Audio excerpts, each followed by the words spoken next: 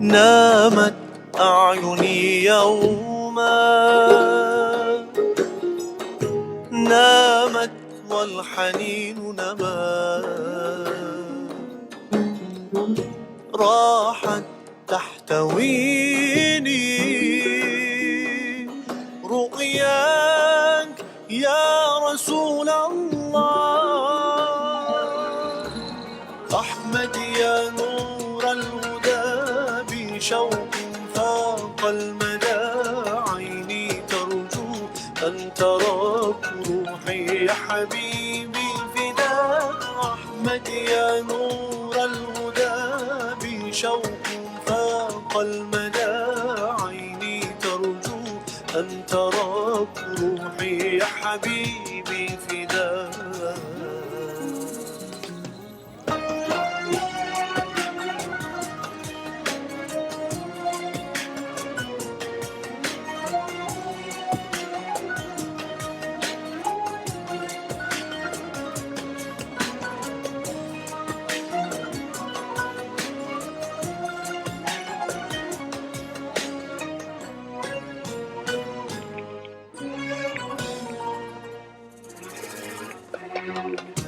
عانق طيفه قلبي، ذابت في يديه يدي، نادته عيوني وبها لامس القلب. أحمد يا نور الهدى بشوق فاق المدى، عيني ترجو أن تراك روحي يا حبيبي فداك.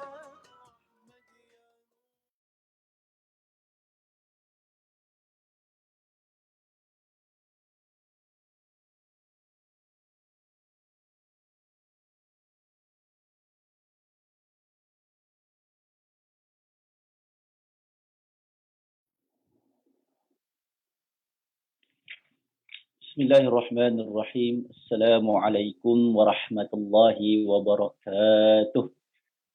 Sidang penonton yang dirahmati lagi dikasihi Allah Subhanahu wa taala, marilah sama-sama kita mulakan tazkirah pagi kita dengan bacaan ummul kitab Al-Fatihah. A'udzubillahi minasyaitonir rajim. Bismillahirrahmanirrahim. Alhamdulillahi rabbil alamin, arrahmanir rahim, maliki yaumiddin.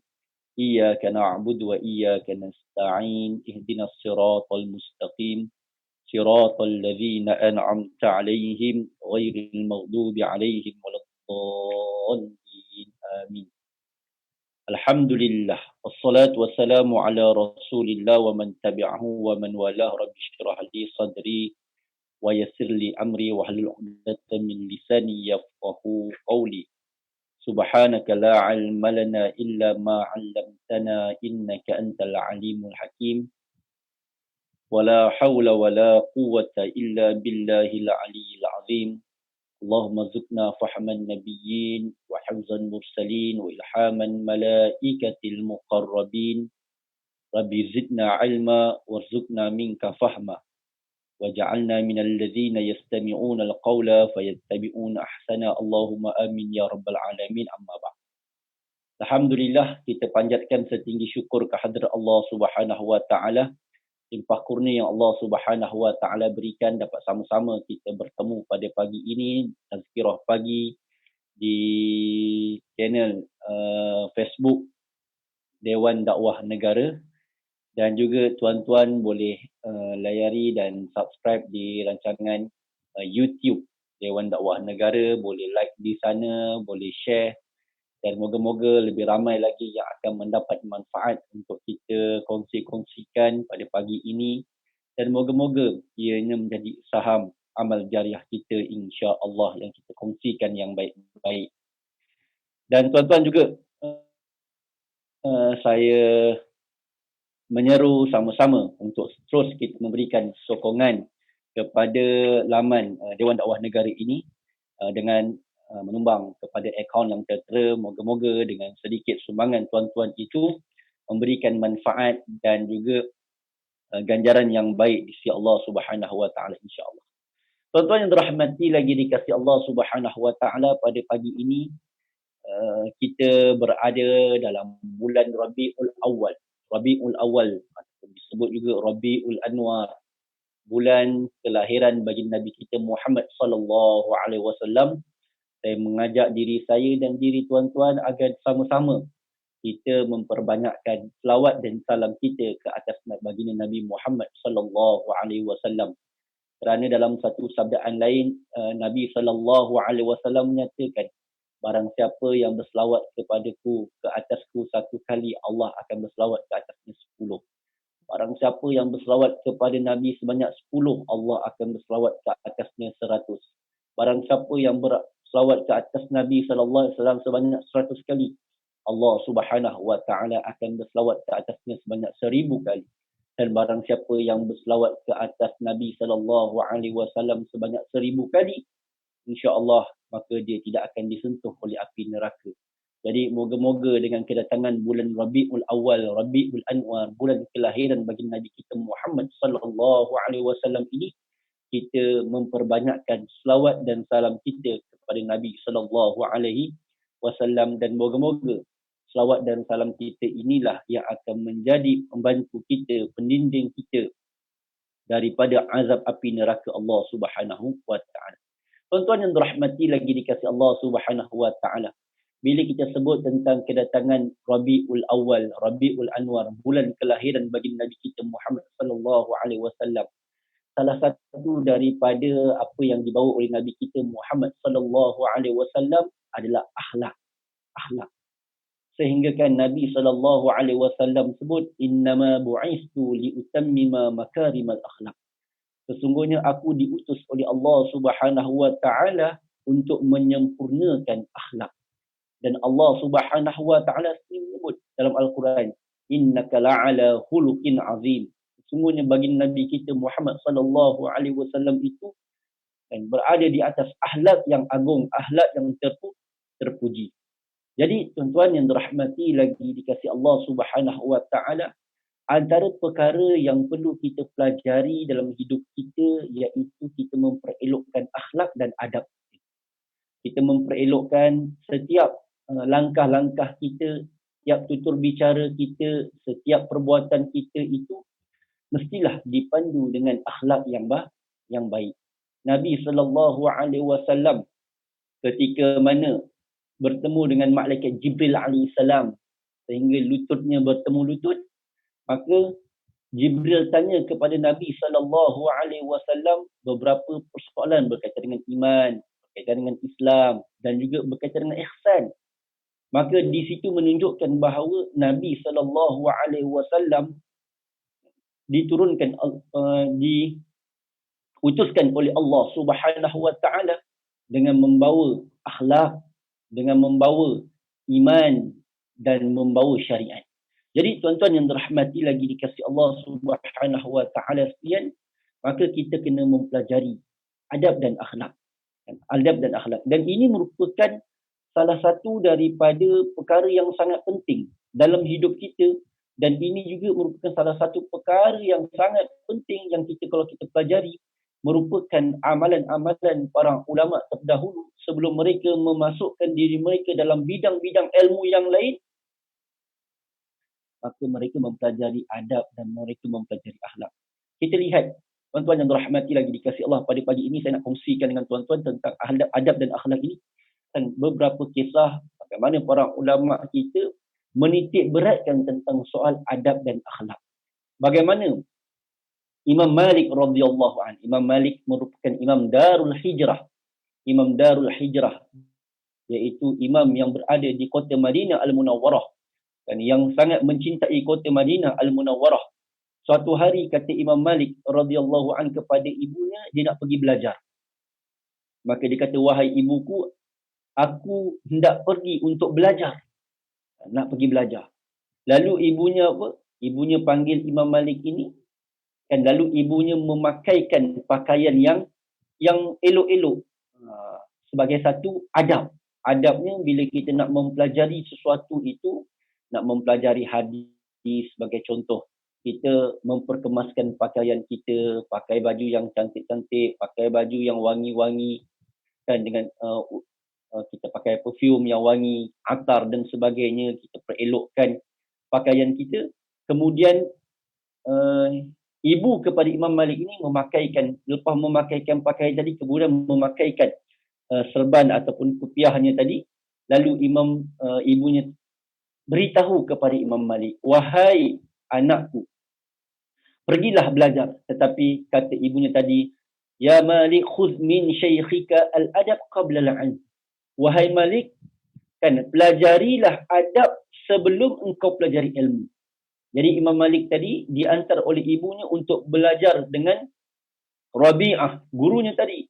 Tetapi ibunya pesan, wahai Malik, khudh min syaikhika al-adab qabla al-'ilm. Ambillah daripada gurumu itu adab sebelum ilmu ni. Kerana apa, tuan-tuan? Kerana penting. Penting adab sebelum ilmu. Kerana kita bimbang ramai orang yang berilmu tetapi tidak beradab. Tidak beradab. Ramai juga orang yang ada ilmu kemudian kurang hajar dengan gurunya tadi.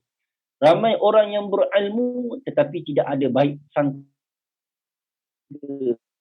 kepada para guru. Jadi sebab itulah Imam Malik ini dipesan oleh ibunya terlebih dahulu tentang adab sebelum ilmu dalam mempelajari sesuatu. Dan begitulah seterusnya kita lihat bagaimana juga Abdullah bin Mubarak, merupakan ulama salafun salih, seorang sufi, seorang yang sangat dekat dengan Allah Subhanahu wa taala, amalannya, ibadatnya, masya-Allah. Abdullah bin Mubarak. Abdullah bin Mubarak mengatakan apa dia? Saya mempelajari adab selama 30 tahun dan saya mempelajari ilmu selama 20 tahun. Dan adalah mereka para ulama salaf memulai pelajaran mereka dengan mempelajari adab terlebih dahulu, kemudian barulah ilmu. Nampak? Lihat bagaimana Abdullah bin Mubarak memberi pesanan kepada kita. Bagaimana beliau juga mempelajari adab selama 30 tahun. Kemudian barulah mempelajari ilmu selama 20 tahun dalam usianya yang panjang itu. Kerana apa? Kerana ulama-ulama terdahulu, ulama-ulama salaf terdahulu, mereka mempelajari adab terlebih dahulu sebelum mereka mempelajari ilmu. Ini menunjukkan kepada kita bagaimana adab itu sangat penting. Akhlak itu sangat penting. Sebab itu tuan-tuan yang dirahmati lagi dikasihi Allah Subhanahu wa taala, kalau kita membicarakan tentang satu hadis yang disebut sebagai hadis Jibril, kan, hadis Jibril yang mana Nabi SAW ditanya oleh malaikat Jibril yang saya sebut di awal tadi, mempelajari tentang ma huwal iman, ma huwal islam, wa ma huwal ihsan, dan juga ditanya oleh malaikat Jibril tentang tanda-tanda alamatus sa'ah, tanda-tanda hari kiamat. Tetapi para ulama menyatakan apa dia? Para ulama menyatakan ketika mana malaikat Jibril datang kepada Nabi SAW tadi, malaikat Jibril datang dengan pakaiannya seberputih, bersih. Kemudian malaikat Jibril duduk berteleku di depan Nabi SAW dengan adab, sehingga lututnya bertemu lutut dengan sopannya. Maka para ulama bila mana membicarakan hadis ini juga membicarakan bukan sekadar persoalan-persoalan yang ditanya oleh malaikat Jibril tentang iman, tentang Islam, tentang ihsan dan tentang alamatus sa'ah, tapi para ulama juga bila mana membicarakan hadis ini melihat kepada akhlaknya malaikat Jibril alaihissalam ketika mana bersama dengan Nabi SAW dalam membicarakan tentang soal ilmu-ilmu yang hendak dibicarakan tadi. Sebab itulah bagi Nabi kita Muhammad SAW juga tuan-tuan, bila membicarakan tentang soal akhlak dan adab ini, Nabi ajarkan kepada kita tentang doa. Apa doa yang Nabi ajar agar kita ini diperelokkan oleh Allah Subhanahu wa taala tentang akhlak, agar kita ini diperelokkan oleh Allah Subhanahu wa taala tentang adab-adab, agar kita sentiasa dipandu oleh Allah Subhanahu wa taala dengan adab dan akhlak yang baik. Nabi berdoa dan Nabi ajar kepada kita doa. InsyaAllah tuan-tuan boleh ikut saya sama-sama. Bismillahirrahmanirrahim. Allahumma hdini li ahsanil akhlaqi fa innahu la yahdi li ahsaniha illa anta. Wasrif anni sayyi'aha la yasrifu anni sayyi'aha illa anta. Saya ulang lagi sekali. Allahumma hdini li ahsani akhlaq fa innahu la yahdi li ahsaniha illa anta. Wasrif anni sayyi'aha la yasrifu anni sayyi'aha illa anta. Yang mana Nabi SAW berdoa, Ya Allah, tunjuki aku akhlak yang paling baik, kerana tiada yang menunjukkannya melainkan Engkau. Dan jauhilah aku dari akhlak yang tidak baik, tiada yang mampu menjauhikannya dariku selain Engkau. Hadis riwayat Muslim, Abu Daud dan Tirmizi. Jadi ini merupakan doa Nabi. Bagaimana Nabi SAW juga mengajar kepada kita agar kita meminta kepada Allah. Kita berdoa kepada Allah Subhanahu Wa Taala, Ya Allah, tunjukkanlah aku akhlak yang baik. Ya Allah, tunjukkan aku adab yang baik. Kerana adab dan akhlak yang baik ini, Ya Allah, merupakan petunjuk kan, yang Engkau berikan. Tiada yang boleh memberikan petunjuk ini melainkan daripada Engkau, Ya Allah. Jadi kita minta dengan Allah Subhanahu Wa Taala. Bukan sekadar itu, kita minta dengan Allah Subhanahu Wa Taala. Ya Allah, jauhkan aku daripada akhlak-akhlak yang tidak baik, yang tidak mampu. Kadang-kadang kita tidak mampu nak jauhinya, melainkan kita minta perlindungan daripada Allah Subhanahu Wa Taala. Ialah tuan-tuan yang dirahmati lagi dikasihi Allah. Kita ni lemah. Kita ni serba kekurangan. Kadang-kadang cepat pengaruh dengan apa yang berada di sekeliling kita. Kadang-kadang kita dah telinga kita ni dah selalu dengar perkataan-perkataan yang tak baik, yang tak elok. Maka kadang-kadang bila asbab selalu sangat mendengar, mulut kita pun terikut-ikut bercakap. Bukan diri kita. Kita tengok anak-anak kita pun, tuan-tuan, kadang-kadang kita tak ajar anak-anak kita kadang-kadang cakap benda yang tak elok. Seperti perkataan bawau dal wawha kan. Contoh macam tu, bodoh. Tapi bila dia bercakap sikit-sikit, keluar daripada mulut dia, bodohlah kau, bodohlah kau, bodohlah kau. Kadang-kadang kita pelik. Umi tak pernah pun cakap macam ni. Walid tak pernah pun cakap macam ni. Tapi macam mana? Mungkin environment, sekitar dia. Dia dengar kawan-kawan dekat sekolah, persekitaran dia sebut macam tu. Akhirnya, lidah dia ni terbiasa sebut macam tu. Bukan dia diajar-ajar, tetapi suasana. Sebab itulah kita kena doa dengan Allah. Dan agar perkara-perkara ini dijauhkan daripada kita. Walaupun mungkin kita lihat benda yang tak baik, tetapi benda yang tak baik yang kita lihat tadi, agar benda itu dijauhkan daripada kita. Walaupun kita tak suka bercakap yang baik-baik, tetapi disebabkan kita selalu dengar benda-benda yang tak baik, kita bimbang, mulut kita pun terungkap benda-benda yang tak baik. Na'udzubillah min zalik. Kita minta perlindungan daripada Allah Subhanahu Wa Taala agar dijauhi perkara-perkara seperti ini. Malah dalam satu sabda ini, Nabi SAW pernah berdoa, Allahumma inni a'udzubika min munkaratil akhlaq wal a'mal wal ahwa. Ya Allah, aku berlindung denganmu daripada akhlak, amal dan hawa nafsu yang mungkar, yang tak baik. Jadi Nabi berdoa agar kita menjauh daripada akhlak-akhlak. Ini menunjukkan, tuan-tuan yang dirahmati lagi dikasihi Allah Subhanahu Wa Taala, perkara yang berkaitan dengan adab, perkara berkaitan dengan akhlak ini sesuatu perkara yang perlu kita pelajari, sesuatu perkara yang perlu kita tuntut. Sama ada kita belajar dengan kita mendampingi orang-orang yang baik akhlaknya, ataupun kita membaca kitab-kitab yang berkaitan dengan akhlak dan adab untuk memperelokkan adab dan akhlak kita. Tuan-tuan yang dirahmati lagi dikasihi Allah Subhanahu Wa Taala. Ada satu kisah bagaimana Imam Qadhi Iyad Al-Maliki rahimahullah. Dia mengatakan Abu Ali As-Saqafi mengambil akhlak daripada perilaku Muhammad Al-Marwazi sehingga beliau bermukim di Samarkand selama 4 tahun.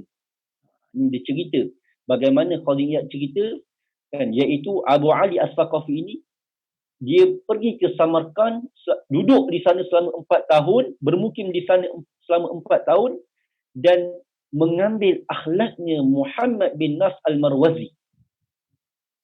Belajar apa? Belajar akhlak. Duduk dengan guru ni, bersuhbah dengan guru ini bukan mempelajari ilmu terlebih dahulu, tetapi duduk ini nak lihat akhlaknya guru. Belajar tentang khidmat dengan guru. Sehingga kan khidmat dengan guru tadi, adab-adab dengan guru tadi yang dia lihat, maka itulah ilmu yang dia dapat. Kemudian sedang katanya Muhammad bin Nas Al-Marwazi ini telah mengambil akhlak ini daripada gurunya Yahya bin Yahya. Yahya bin Yahya pula telah mengambil akhlak dari Imam Malik radhiyallahu anhu. Sehingga bermukim bersama dengan Imam Malik selama setahun setelah beliau mengambil periwayatan hadis. Bayangkan, Imam Malik, Imam Darul Hijrah tadi, Imam hadis. Bagaimana anak muridnya tadi duduk bersama dengannya selama setahun tadi, mempelajari adab dan akhlak Imam Malik. Kemudian barulah mempelajari hadis. Kemudian Yahya ini pula berkata, Muhammad bin Nas ini pula anak muridnya duduk dengan dia, mempelajari adab dan akhlak, barulah mempelajari hadis. Kemudian anak murid kepada Yahya, yakni Muhammad bin Nas ini juga, tuan-tuan, mempunyai anak murid yang bernama Imam Abu Ali As-Saqafi, duduk bersama dengannya selama 4 tahun, mempelajari adab dan akhlak. Ini nak menunjukkan kepada kita, tuan-tuan, bagaimana ulama-ulama terdahulu mempelajari adab dan akhlak dengan bersuhbah dengan guru-guru mereka. Duduk dengan guru, pelajari adab dan akhlak sebelum belajar ilmunya dulu. Kerana dengan adab dan akhlak itu, di situ ada ilmu. Bila mereka berkhidmat dengan guru, mereka belajar duduk dengan guru, melihat adab-adab guru, bukan sekadar mereka mendapat adab, tetapi mereka telah mendapat ilmu daripada guru secara tidak langsung daripada adab yang ditunjukkan oleh guru tadi, tuan-tuan. Maksudnya, ilmu berkaitan dengan adab dan akhlak ini merupakan satu ilmu yang dipelajari oleh para ulama ini, tuan-tuan, secara bersanad, tetapi sanadnya tadi bukan sekadar teori, tapi sanad yang dipelajari tadi sanadnya secara praktikal, sanad yang dilihat dari guru kepada guru, guru kepada guru. Begitulah gurunya lakukan, begitulah dia lakukan. Begitulah guru tadi ambil sanad tadi daripada gurunya secara praktikal, adab dan akhlak tadi, begitulah beliau tunjukkan. Tuan-tuan yang dirahmati lagi dikasihi Allah Subhanahu wa taala. Begitulah bagaimana para ulama sangat mementingkan soal adab dan akhlak sebelum ilmu, sehingga kan ramai di kalangan para ulama terdahulu duduk bermukim bersuhbah dengan para guru semata-mata untuk mendapatkan ilmu yang berkaitan dengan adab secara praktikalnya, secara langsung dan amalannya. Begitulah juga saya dapatkan ilmu berkaitan dengan adab dan akhlak ini daripada guru kami Syekhuna Muhammad Nuruddin Marbu Al-Banjari hafizahullah. Kalau tuan-tuan yang pernah mempelajari ilmu dengan Syekhuna Muhammad Nuruddin Marbu Al-Banjari hafizahullah, yang pernah duduk dalam kelasnya, yang pernah bertalaki dengannya, yang pernah membaca kitab kan, daripada ke kulit dengan Fadilatul Syekh, tuan-tuan akan dapati bagaimana Syekhuna sangat sangat menitik beratkan tentang soal adab dan akhlak dalam menuntut ilmu. Begitu juga adab dan akhlak dalam khidmat dengan para guru, para asatizah yang diminta kepada anak-anak muridnya agar khidmat dan juga memberikan khidmat kepada para guru, para asatizah, para masyayikh yang hadir dalam majlisnya tadi. Masya Allah, luar biasa. Kerana apa? Kerana inilah adab dan akhlak yang mana tuan guru kita ambil daripada guru-gurunya dan yang sangat menitik beratkan tentang soal adab dan akhlak sehingga datang keberkatan pada ilmu tadi. Begitulah tuan-tuan yang boleh kita manfaat. Begitu juga kalau kita lihat Imam Ibn Qasim rahimahullah. Beliau mengatakan salah seorang murid merupakan salah seorang murid seni Imam Malik rahimahullah mengatakan, Aku telah mengabdikan diri kepada Imam Malik bin Anas selama 20 tahun. 20 tahun. Dan selama 20 tahun itu, 18 tahun aku mempelajari berkaitan dengan adab dan akhlak. Sedangkan bakinya 2 tahun barulah aku mempelajari berkaitan dengan ilmu. Ilmu berkaitan dengan riwayah dan dirayah. Ilmu berkaitan dengan hadis dan sebagainya. Begitulah tuan-tuan yang dirahmati lagi dikasihi Allah Subhanahu wa taala. Apa yang saya nak kongsikan pada pagi ini penting untuk kita mempelajari adab dan akhlak yang mana merupakan satu asas yang sangat penting dalam hidup kita, dan itulah yang dibawa oleh Nabi kita Muhammad sallallahu alaihi wasallam li utammima makarimal akhlak, untuk menyempurnakan kepada kita contoh tauladan yang baik berkaitan dengan adab dan akhlak. Begitulah Al-Quran menyatakan innaka la'ala khuluqin azim. Baginda Nabi sallallahu alaihi wasallam itu berada di atas akhlak yang sangat agung. Dan begitulah ketika mana ditanyakan kepada Sayyidatina Aisyah radhiyallahu anha bagaimana akhlaknya Nabi sallallahu alaihi wasallam, maka disebut khuluqul Quran. Akhlak Nabi sallallahu alaihi wasallam itu kan seperti mana yang disebut dalam Al-Quran. Sedang penonton yang dirahmati lagi dikasihi Allah Subhanahu wa taala, Ibrahim Ibn Habib Ibn Syahid rahimahullah merupakan seorang perawi hadis yang siqah. Ayahnya pernah berpesan kepadanya, wahai anakku, datangilah fuqaha dan ulama dan belajarlah dari mereka.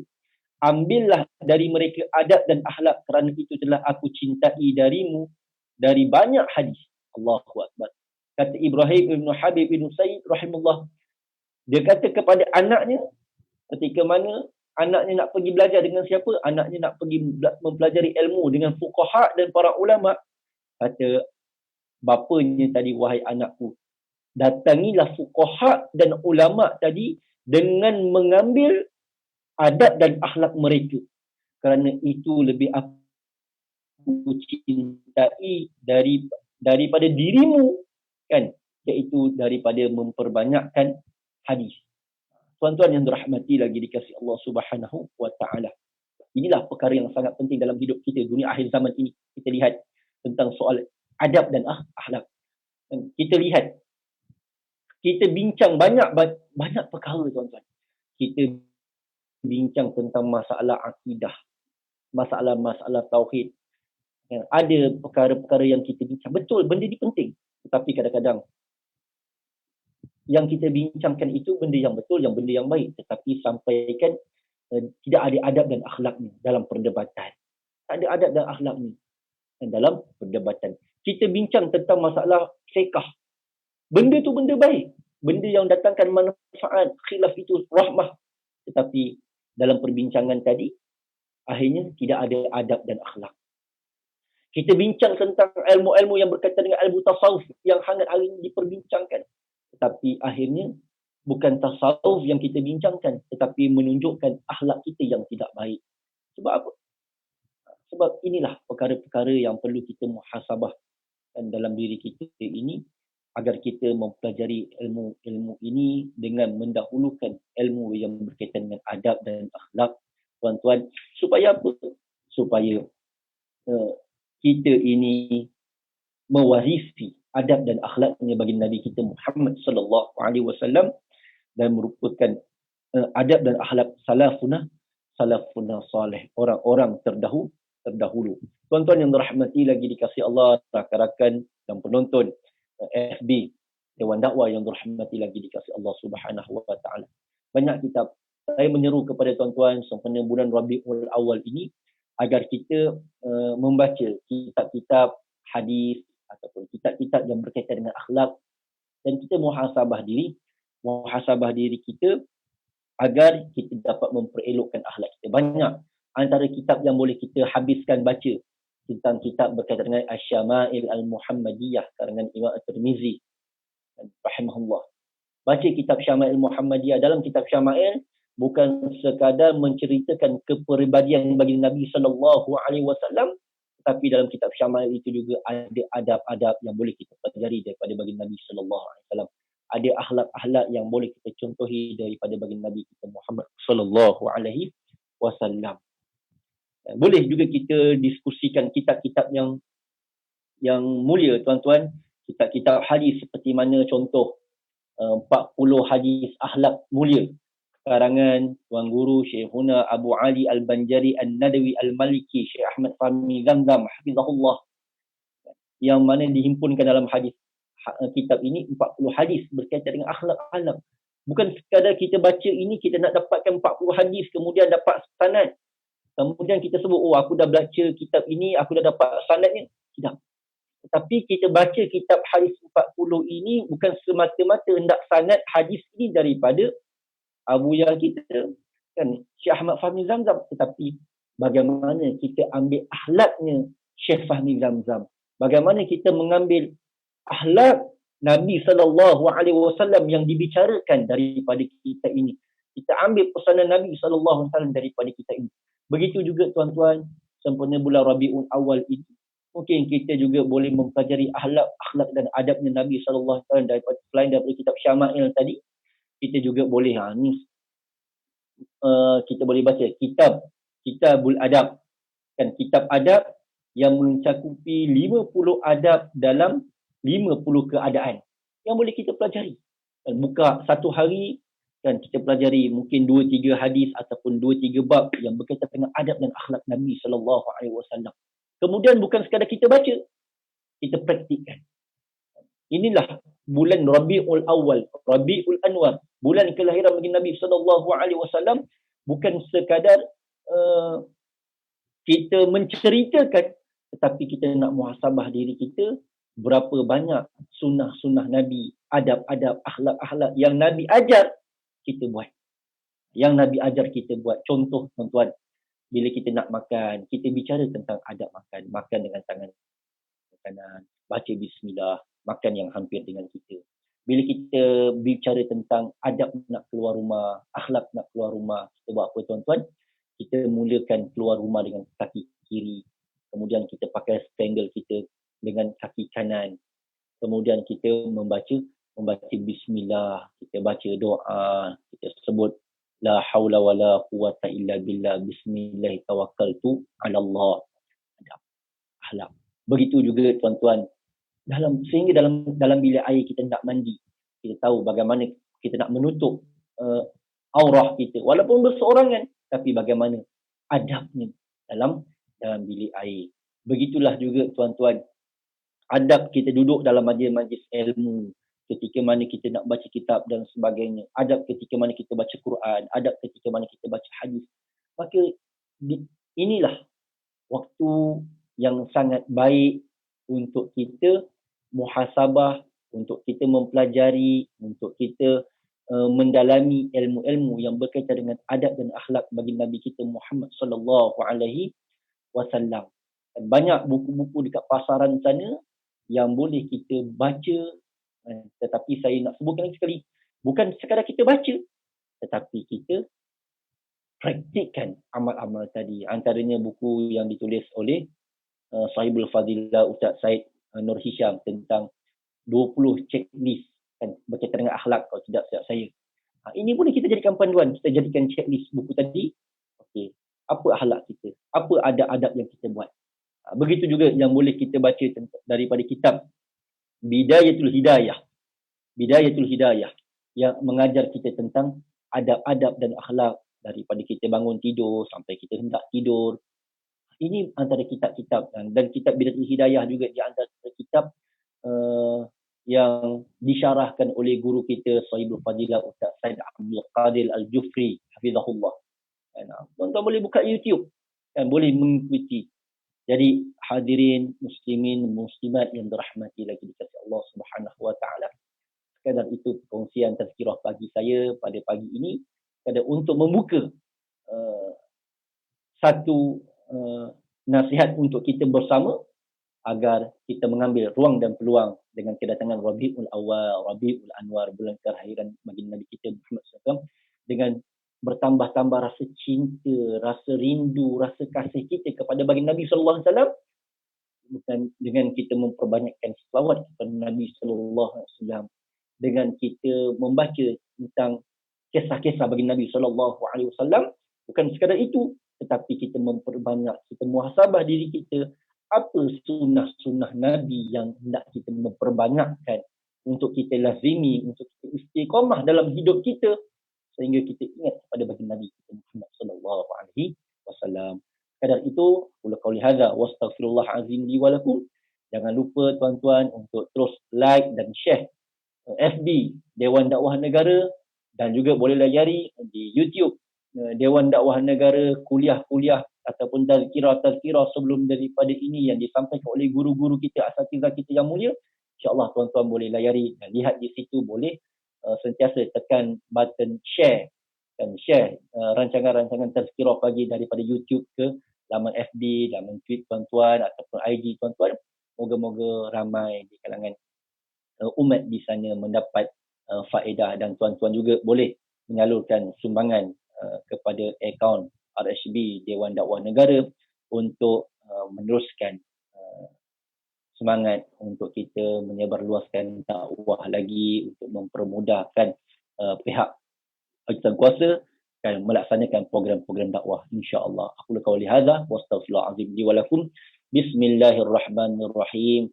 Hamnaha Sulaiman wa kullun ataina hukma wa ilma wa sakharna ma'a daudal jibal yusabbihu wa tayr wa kunna fa'ilin ya hayy ya qayyum ya rabb Musa wa Harun wa ya rabb nabiyina Muhammad sallallahu alaihi wasallam alaihim ajma'in walhamdulillahi rabbil alamin wa barakallahu fikum. Wassalamu alaikum warahmatullahi wabarakatuh. أحمد يا نور الهدى بشوق فاق المدى عيني ترجو أن تراك روحي يا حبيبي فداك أحمد يا نور الهدى بشوق فاق المدى عيني ترجو أن تراك روحي يا حبيبي فداك.